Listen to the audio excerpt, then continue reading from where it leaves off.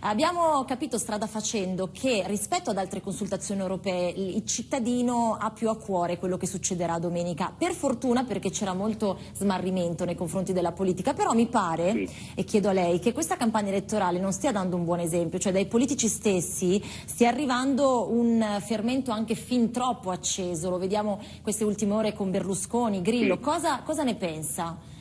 Ma guardi, intanto io invito a distinguere quando si dice i politici e la politica, per dire che ci sono stili di comportamento e di contenuti certamente differenti. Nelle parole che ho pronunciato io in pochi minuti di intervento non ho né invocato alla lupara bianca né a nuovi Stalin, Lenin o eccetera. Noi dobbiamo cercare di parlare ai cittadini dei contenuti, di fargli capire che ci può essere un'Europa migliore. Questo è per noi quello che rappresenta l'opportunità di confrontarsi sulle europee. In 5 anni abbiamo combattuto al Parlamento europeo delle buone battaglie, vogliamo continuare a combatterle anche per il futuro.